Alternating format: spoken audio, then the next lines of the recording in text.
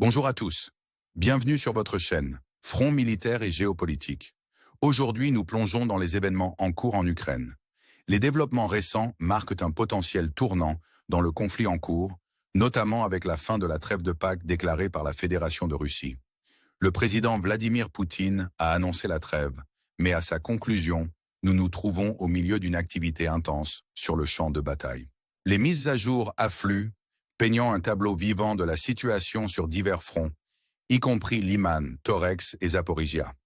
Alors que nous explorons ces événements, je tiens à souhaiter la bienvenue à tous nos auditeurs, en particulier à nos abonnés dévoués qui nous écoutent du monde entier. Votre soutien alimente notre mission de fournir des mises à jour complètes sur ces questions géopolitiques critiques. Notre attention aujourd'hui se concentre sur le front de Liman et la zone de Torex, capturant l'essence du conflit et les manœuvres stratégiques qui façonnent son cours. La trêve de Pâques, un moment d'hostilité suspendu, a vu une tentative des forces ukrainiennes de rompre le cessez-le-feu, notamment dans la région de Belgorod.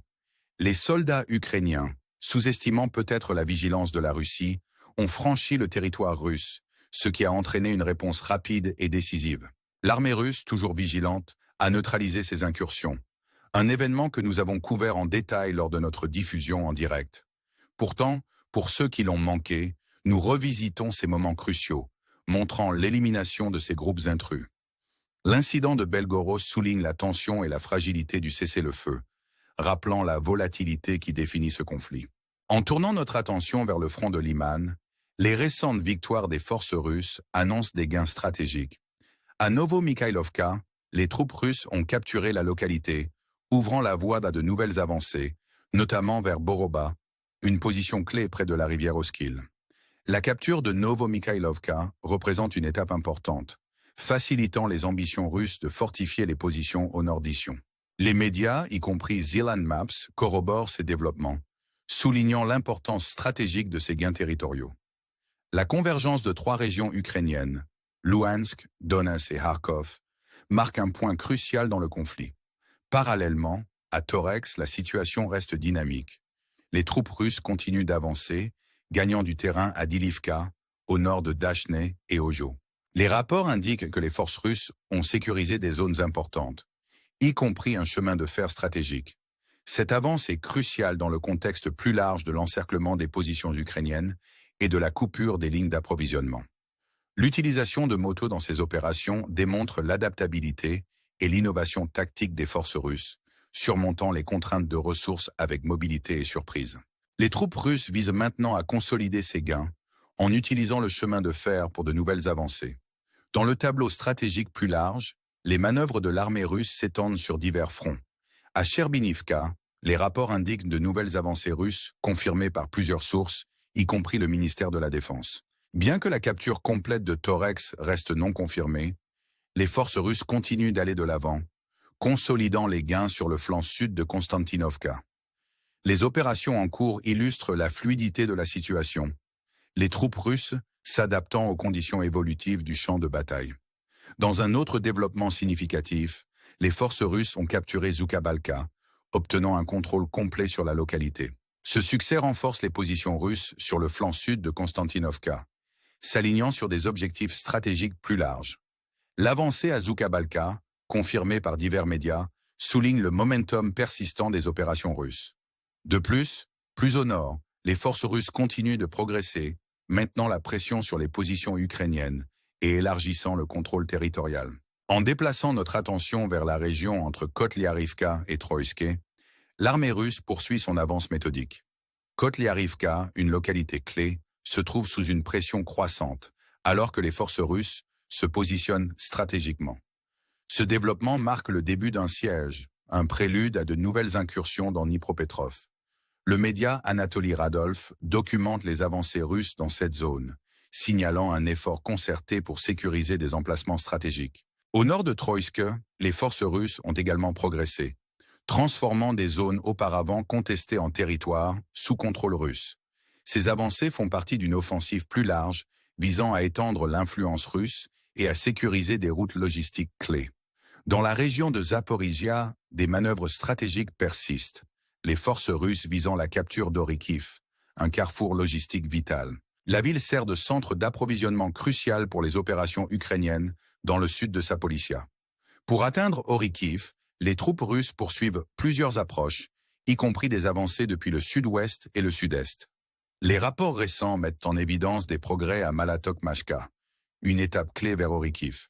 Des médias tels que Z-Committee et Chermaps documentent ces mouvements, reflétant les efforts continus pour encercler et capturer ce bastion stratégique. L'objectif ultime reste la ville de Zaporizhia, les forces russes se positionnant pour une éventuelle percée.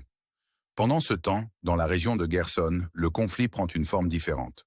Les troupes russes maintiennent un bombardement incessant des positions ukrainiennes en utilisant divers moyens, y compris des bombes FAAB et des drones FPB.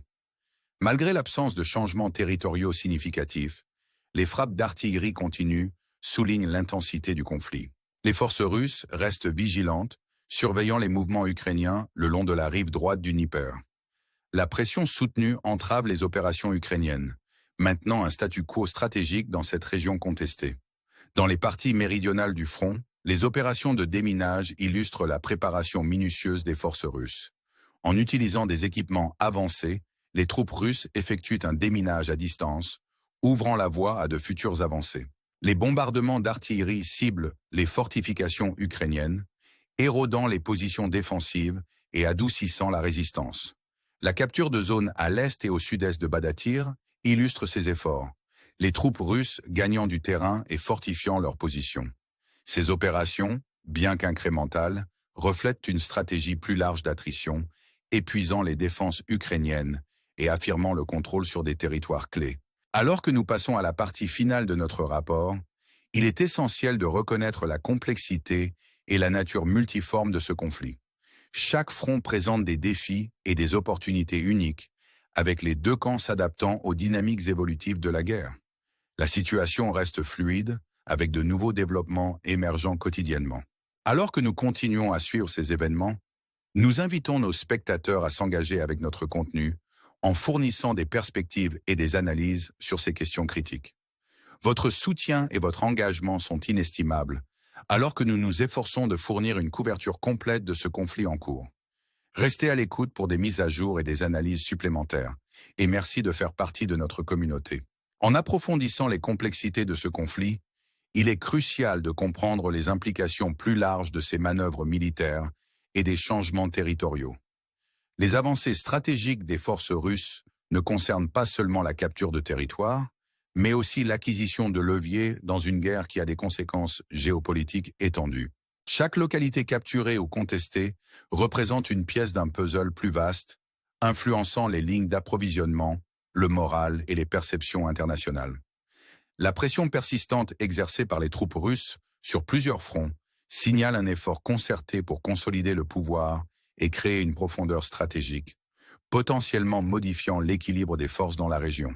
L'accent implacable sur la logistique et les routes d'approvisionnement met en évidence l'acuité stratégique qui guide ces opérations. En ciblant des carrefours d'approvisionnement clés comme Orikhiv et en progressant dans des régions telles que Zaporizhia, les forces russes visent à perturber la logistique ukrainienne, coupant les approvisionnements essentiels et affaiblissant l'effort de guerre global. Cette stratégie d'attrition, combinée à des assauts ciblés et des encerclements stratégiques, cherche à éroder la capacité de l'Ukraine à soutenir une résistance prolongée. La capture de villes cruciales ne sert pas seulement des objectifs tactiques immédiats, mais positionne également les forces russes avantageusement pour de futures opérations. Les développements en cours dans la région de Kherson soulignent la complexité de la guerre moderne, où les confrontations directes sont entrecoupées de bombardements longue portée et de guerres psychologiques.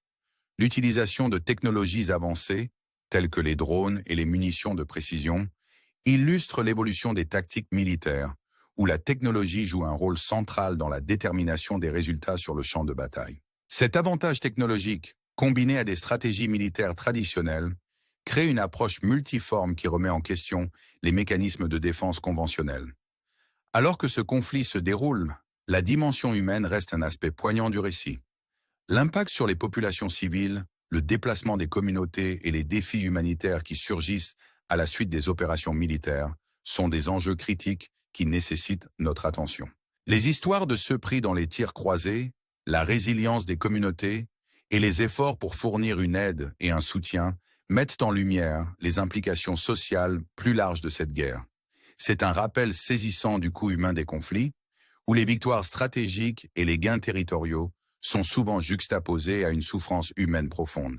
En conclusion, alors que nous réfléchissons à ces développements, nous sommes laissés avec une question profonde. Quel avenir pour l'Ukraine et la région plus large? Les implications géopolitiques de ce conflit s'étendent au-delà des objectifs militaires immédiats, façonnant le paysage futur de l'Europe de l'Est et influençant les dynamiques de pouvoir mondial. Alors que nous continuons à suivre ces événements, nous encourageons nos spectateurs à s'engager avec le contenu, à partager leurs perspectives et à rester informés. Votre implication est cruciale alors que nous naviguons dans les complexités de ce conflit en cours. Merci de faire partie de notre communauté et nous avons hâte de vous apporter de nouvelles mises à jour et analyses. Jusqu'à la prochaine fois, puissions-nous tous rechercher la paix et la compréhension dans un monde trop souvent défini par le conflit.